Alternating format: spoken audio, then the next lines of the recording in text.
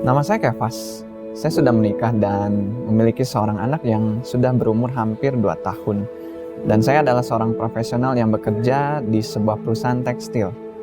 Selama kurang lebih 3 tahun, semua berjalan dengan baik tentunya. Pekerjaan saya juga cukup lancar. Namun semua itu berubah.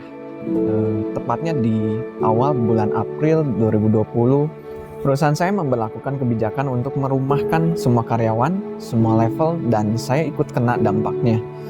Kebijakan tersebut menyebabkan karyawan hanya mendapatkan 25% dari salari bulanan dan sampai batas waktu yang tidak dapat ditentukan.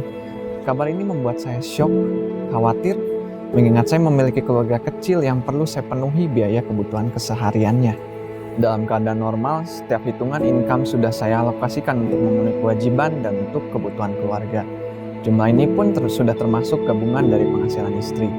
Dan sekarang kami harus survive hanya dengan gaji yang hanya 25% saja. Terlihat sangat mustahil untuk hal ini.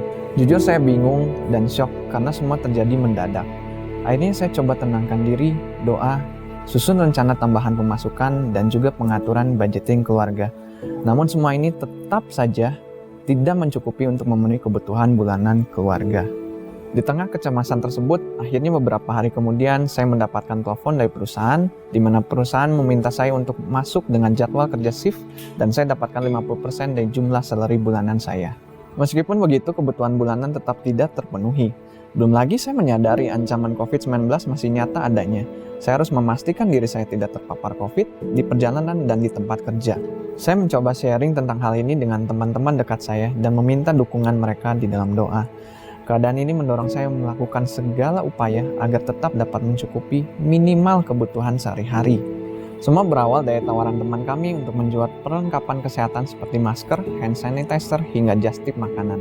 Jujur saja, kami tidak ada pengalaman sama sekali dalam hal ini. Targetnya setiap minggu kami ada pemasukan tambahan dengan buka just tip ini. Badan capek karena kerja kantoran dan ditambah bisnis just tip ini. Saya sering kali bangun subuh atau larut malam baru tidur untuk memastikan orderan dan packing dengan maksimal. Namun disinilah saya lihat Tuhan bekerja. Saya menyaksikan bagaimana Tuhan tidak pernah sekalipun terlambat dalam memenuhi kebutuhan keluarga saya. Ya, keadaan ini membuat kami harus melakukan extra effort dalam berbagai hal. Akan tetapi di balik semua itu, saya percaya selalu ada rencana Tuhan yang indah. Firman Tuhan berkata di dalam Amsal 3 ayat 6, "Akuilah Dia di dalam segala lakumu, maka Ia akan meluruskan jalanmu." Tuhan pasti membela kita, bahkan melampaui apa yang kita bayangkan. Awal menjalani usaha ini saya dilatih untuk bersyukur atas keuntungan yang didapatkan, sekecil apapun itu. Pengalaman yang belum pernah saya dapatkan sebelumnya. Lalu sebelum pandemi ini seringkali kondisi kami juga sudah tidak mampu untuk saving kebutuhan masa depan. Namun justru pada saat kami menolak menyerah, berusaha, melibatkan Tuhan di setiap usaha kami, bukan hanya Tuhan mencukupkan kebutuhan kami saja, kami mampu menabung berbagi kebutuhan masa depan kami. Dan tidak hanya itu saja, Tuhan memberikan saya harta yang paling berharga, yaitu waktu bersama dengan keluarga saya. Ia memulihkan waktu yang telah hilang selama saya bekerja dan membuat saya meluangkan waktu bersama dengan keluarga saya. Amazing, Tuhan baik. Yang menjadi bagian kita adalah tetap berupaya. No matter how hard it is, you can feel down but not out. Kita bisa terjatuh karena keadaan ini. Akan tetapi kita tidak boleh putus asa.